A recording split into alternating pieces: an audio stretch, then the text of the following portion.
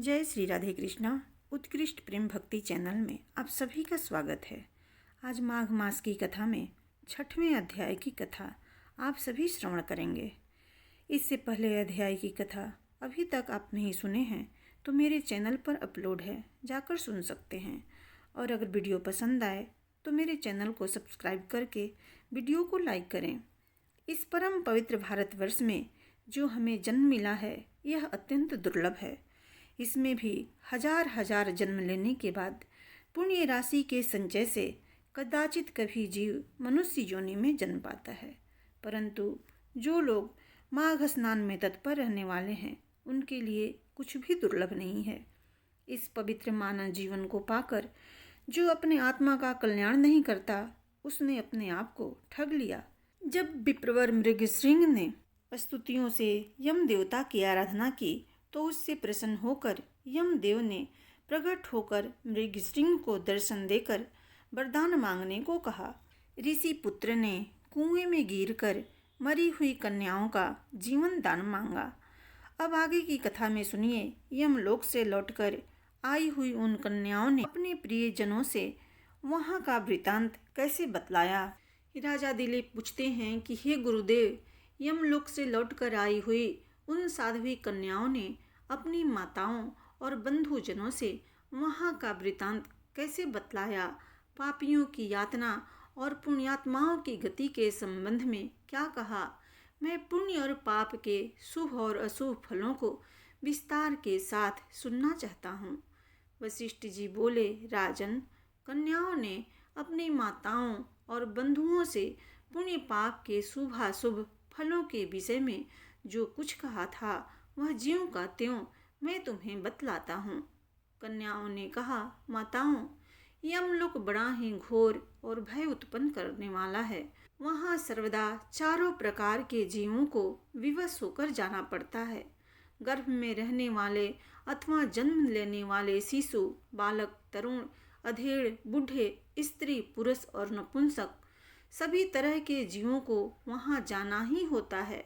वहाँ चित्रगुप्त आदि समदर्शी एवं मध्यस्थ सत्पुरुष मिलकर देहधारियों के शुभ और अशुभ फल का विचार करते हैं। इस लोक में जो शुभ कर्म करने वाले कोमल हृदय तथा दयालु पुरुष हैं वे सौम्य मार्ग से यमलोक में जाते हैं। नाना प्रकार के दान और व्रतों में संलग्न रहने वाली स्त्री पुरुषों से सूर्य नंदन यम की नगरी भरी है। माघ स्नान करने वाले लोग वहाँ विशेष रूप से शोभित होते हैं। धर्मराज उनका अधिक सम्मान करते हैं। वहाँ उनके लिए सब प्रकार की भोजन सामग्री सुलभ होती है। माघ स्नान में मन लगाने वाले लोगों के सैकड़ों हजारों विचित्र विमान वहाँ शोभा पाते हैं। इन पुण्यात्मा जीवों को विमान पर बैठकर आते देख सूर्य नंदन यम अपने आसन से उठकर खड़े हो जाते हैं और अपने पार्षदों के साथ जाकर उन सब की अगवानी करते हैं। फिर स्वागत पूर्वक आसन दे, पाद्य अर्घ्य आदि निवेदन कर प्रिय वचनों में कहते हैं, आप लोग अपने आत्मा का कल्याण करने वाले महात्मा हैं। एवं धन्य हैं क्योंकि आपने दिव्य सुख की प्राप्ति के लिए पुण्य का उत्पार्जन किया है। अतः आप इस विमान पर बैठकर स्वर्ग को जाइए। स्वर्ग की कहीं तुलना नहीं है। वह सब प्रकार के दिव्य भोगों से परिपूर्ण है। इस प्रकार उनकी अनुमति ले पुण्यात्मा पुरुष स्वर्ग लोक में जाते हैं। माताओं एवं बंधुजन, अब हम वहाँ के पापी जीवों के कष्ट का वर्णन करती हैं। आप सब लोग धैर्य धारण करके सुने। जो क्रूरतापूर्ण कर्म करने वाले और दान न देने वाले पापी जीव हैं वे वहाँ यमराज के घर में अत्यंत भयंकर दक्षिण मार्ग से जाते हैं। यमराज का नगर अनेक रूपों में स्थित है। उसका विस्तार चारों ओर से 86,000 योजन समझना चाहिए। पुण्य कर्म करने वाले पुरुषों को वह बहुत निकट सा जान पड़ता है, किंतु भयंकर मार्ग से जाने वाले पापी जीवों के लिए वह अत्यंत दूर है। वह मार्ग कहीं तो तीखे कांटों से भरा होता है और कहीं रेत एवं कंकड़ों से, कहीं पत्थरों के ऐसे टुकड़े बिछे होते हैं जिनका किनारा छुरों की धार के समान तीखा होता है। कहीं बहुत दूर तक कीचड़ ही कीचड़ भरी रहती है, कहीं घातक अंकुर उगे होते हैं और कहीं कहीं लोहे के सुई के समान नुकीले कुशों से सारा मार्ग ढका होता है। इतना ही नहीं, कहीं कहीं बीच बीच रास्तों में वृक्षों से भरे हुए पर्वत होते हैं जो किनारे पर भारी जलप्रपात के कारण अत्यंत दुर्गम जान पड़ते हैं। कहीं रास्ते पर दहकते हुए अंगारे बिछे रहते हैं। ऐसे मार्ग से पापी जीवों को दुखित होकर जाना पड़ता है। कहीं ऊंचे नीचे गड्ढे, कहीं फिसला देने वाले चिकने ढेले, कहीं खूब तपी हुई बालू और कहीं तीखी कीलों से वह मार्ग हमेशा व्याप्त रहता है। कहीं कहीं अनेक शाखाओं में फैले हुए सैकड़ों वन और दुखदायी अंधकार हैं जहाँ कोई सहारा देने वाला भी नहीं रहता है। कहीं तपे हुए लोहे के कांटेदार वृक्ष, कहीं दावानल, कहीं तपी हुई शिला और कहीं हिम से वह मार्ग हमेशा आच्छादित रहता है। कहीं ऐसी बालू भरी रहती है जिसमें चलने वाला जीव कंठ तक धंस जाता है और बालू कान के पास तक आ जाती है। कहीं गर्म जल और कहीं कंडों की आग से यमलोक का मार्ग व्याप्त रहता है। कहीं धूल मिली हुई प्रचंड वायु का बवंडर रहता है और कहीं बड़े बड़े पत्थरों की वर्षा होती है। उन सब की पीड़ा सहन करते हुए पापी जीव यमलोक में जाते हैं। रेत की भारी वृष्टि से सारा अंग भर जाने के कारण पापी जीव रोते हैं। महान मेघों की भयंकर गर्जना से वे बारंबार थरा उठते हैं। कहीं तीखे अस्त्र शस्त्रों की वर्षा होती है जिससे उनके सारे शरीर में घाव हो जाती है। इसके बाद उनके ऊपर नमक मिले हुए पानी की मोटी धाराएं बरसाई जाती है।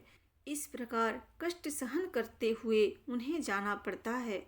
कहीं अत्यंत ठंडी, कहीं रूखी और कहीं कठोर वायु का सब ओर से आघात सहते हुए पापी जीव सूखते और रोते हैं। इस प्रकार वह मार्ग बड़ा ही भयंकर है। वहाँ राह खर्च नहीं मिलता, कोई सहारा देने वाला नहीं रहता। वह सब ओर से दुर्गम और निर्जन है। वहाँ और कोई मार्ग आकर नहीं मिलता। वह बहुत बड़ा और आश्चर्य रहित है। वहाँ अंधकार ही अंधकार भरा रहता है। वह महान कष्टप्रद और सब प्रकार के दुखों का आश्रय है। ऐसा ही मार्ग से यम की आज्ञा का पालन करने वाले अत्यंत भयंकर यमदूतों द्वारा समस्त पाप परायण मूढ़ जीव बलपूर्वक लाए जाते हैं। इस प्रकार अत्यंत दुखमय मार्ग से चलकर जब वे प्रेतलोक में पहुँचते हैं तब दूत उन्हें यमराज के आगे उपस्थित करते हैं। उस समय वे पापी जीव यमराज को भयानक रूप में देखते हैं। वही असंख्यों भयानक यमदूत जो काजल के समान काले, महान वीर और अत्यंत क्रूर होते हैं, हाथों में सब प्रकार के अस्त्र शस्त्र लिए मौजूद रहते हैं। ऐसे ही परिवार के साथ बैठे हुए यमराज तथा चित्रगुप्त को पापी जीव अत्यंत भयंकर रूप में देखते हैं।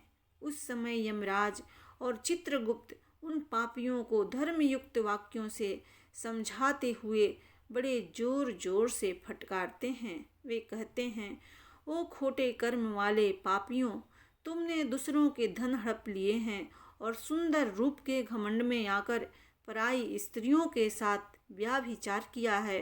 मनुष्य अपने आप को जो कुछ कर्म करता है उसे स्वयं ही भोगता है।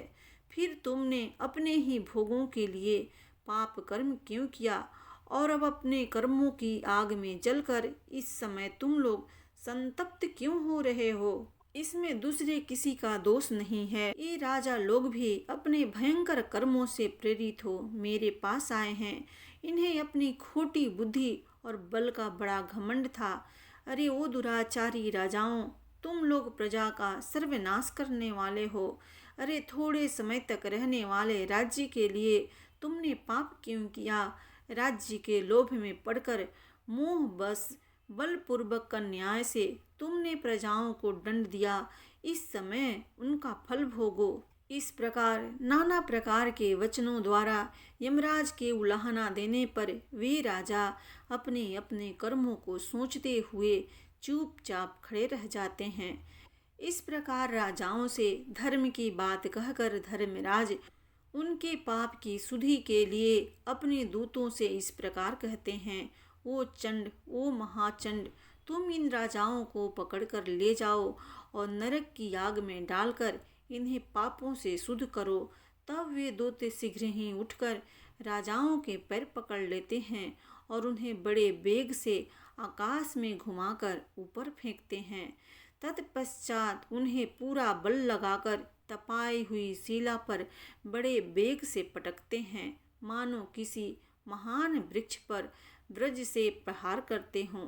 शिला पर गिरने से उनका शरीर चूर चूर हो जाता है, रक्त के स्रोत बहने लगते हैं और जीव अचेत एवं निश्चेष्ट हो जाता है।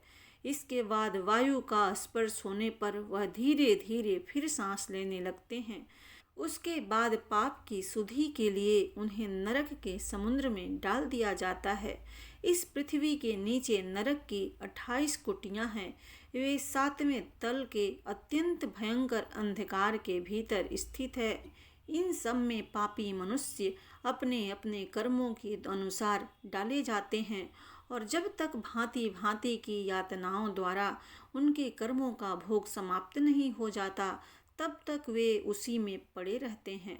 जैसे स्वर्ण आदि धातु जब तक उनकी मैल न जल जाए तब तक आग में तपाए जाते हैं, उसी प्रकार पापी पुरुष पाप क्षय होने तक नरकों की आग में शुद्ध किए जाते हैं। इस प्रकार क्लेश सहकर जब वे प्रायः शुद्ध हो जाते हैं, तब शेष कर्मों के अनुसार पुनः इस पृथ्वी पर आकर जन्म ग्रहण करते हैं। तृण और झाड़ी आदि के भेद से नाना प्रकार के स्थावर होकर वहाँ के दुख भोगने के पश्चात पापी जीव कीड़ों की योनि में जन्म लेते हैं। फिर कीट योनि से निकलकर पक्षी होते हैं। पक्षी रूप से कष्ट भोग कर मृग योनि में उत्पन्न होते हैं। वहाँ के दुख भोग कर अन्य पशुओं में जन्म लेते हैं। फिर गौ योनि में आकर मरने के पश्चात मनुष्य होते हैं। माताओं, हमने यमलोक में इतना ही देखा। वहाँ पापियों को बड़ी भयानक यातनाएं होती है। वहाँ वैसे वैसे नरक हैं जो न कभी देखे गए थे और न कभी सुने ही गए थे। वह सब हम लोग न तो जान सकती हैं और न देख ही सकती हैं। माताएं बोली, बस बस इतना ही बहुत हुआ, अब रहने दो। इन नरक यातनाओं को सुनकर हमारे सारे अंग शिथिल हो गए, हृदय में भय छा गया। बारंबार उनकी याद आ जाने से हमारा मन शुद्ध बुद्ध खो बैठता है। आंतरिक भय के उद्रेक से हम लोगों के शरीर में रोमांच हो आया है। कन्याओं ने कहा, माताओं, इस परम पवित्र भारतवर्ष में जो हमें जन्म मिला है, यह अत्यंत दुर्लभ है। इसमें भी मनुष्य जीवन बहुत पुण्यों के बाद मिलता है। भारतवर्ष को कर्म भूमि कहा गया है। अन्य जितनी भी भूमियाँ हैं वे भोग भूमि मानी जाती है। यहाँ यति तपस्या और याचक यज्ञ करते हैं तथा वही पारलौकिक सुख के लिए श्रद्धा पूर्वक दान दिए जाते हैं। कितने ही धन्य पुरुष यही माघ स्नान करते तथा तपस्या करके अपने कर्मों के अनुसार ब्रह्मा, इंद्र, देवता और मरुदगणों का पद प्राप्त करते हैं। यह भारतवर्ष सभी देशों में श्रेष्ठ माना गया है, क्योंकि यही मनुष्य धर्म तथा स्वर्ग और मोक्ष की सिद्धि कर सकते हैं। इस पवित्र भारतवर्ष में क्षणभंगुर मानव शरीर को पाकर जो अपने आत्मा का कल्याण नहीं करता, वह मनुष्य अपने आप को ठग लिया। मनुष्यों में भी अत्यंत दुर्लभ ब्राह्मणत्व को पाकर जो अपना कल्याण नहीं करता, उससे बढ़कर मूर्ख कौन होगा। कितने ही काल के बाद जीव अत्यंत दुर्लभ मानव जीवन प्राप्त करता है।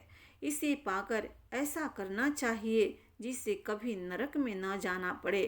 देवता लोग भी यह अभिलाषा करते हैं कि हम लोग कब भारतवर्ष में जन्म लेकर माघ मास में प्रातःकाल किसी नदी या सरोवर के जल में गोते लगाएंगे। देवता यह गीत गाते हैं कि जो लोग देवत्व के पश्चात स्वर्ग और मोक्ष की प्राप्ति के मार्गभूत भारतवर्ष के भूभाग में मनुष्य जन्म धारण करते हैं वे धन्य हैं। हम नहीं जानते कि स्वर्ग की प्राप्ति कराने वाले अपने पुण्य कर्म के क्षीण होने पर किस देश में हमें पुनः देह धारण करना होगा। जो भारतवर्ष में जन्म लेकर सब इंद्रियों से युक्त हैं, किसी भी इंद्रिय से हीन नहीं हैं, वे ही मनुष्य धन है। अतः माताओं, तुम भय मत करो, आदर पूर्वक धर्म का अनुष्ठान करो। जिनके पास दान रूपी राह खर्च होता है वे यमलोक के मार्ग पर सुख से जाते हैं, अन्यथा उस पाथेय रहित पथ पर जीवन को क्लेश भोगना पड़ता है। ऐसा जानकर मनुष्य पुण्य करे और पाप छोड़ दें। पुण्य से देवत्व की प्राप्ति होती है और अधर्म से नरक में गिरना पड़ता है। माताओं, योग बुद्धि सबसे दुर्लभ है। जो दुर्लभ मनुष्य शरीर को पाकर सदा ही श्री हरि का पूजन नहीं करता वह आप ही अपना विनाश करता है। उससे बढ़कर मूर्ख कौन होगा। तुम लोग दंभ का आचरण छोड़कर चक्र सुदर्शनधारी भगवान विष्णु की पूजा करो। हम लोग बारंबार भुजाएं उठाकर तुम्हारे हित की बात कहती हैं। श्रद्धा भक्ति पूर्वक भगवान विष्णु का पूजन करना चाहिए और मनुष्यों के साथ ईर्ष्या का भाव छोड़ देना चाहिए। सबके धारण करने वाले जगदीश्वर भगवान अच्युत की आराधना किए बिना संसार सागर में डूबे हुए तुम सब लोग कैसे पार जाओगे। माताओं, अधिक कहने की क्या आवश्यकता, हमारी यह बात सुनो।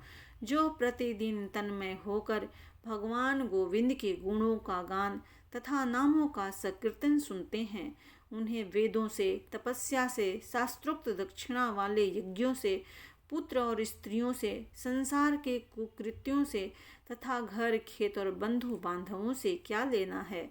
इसलिए तुम लोग भय छोड़कर श्री केशव की आराधना करो। सालग्राम शिला का निर्मल एवं शुद्ध चरणामृत पियो तथा भगवान विष्णु के दिन एकादशी को उपवास किया करो।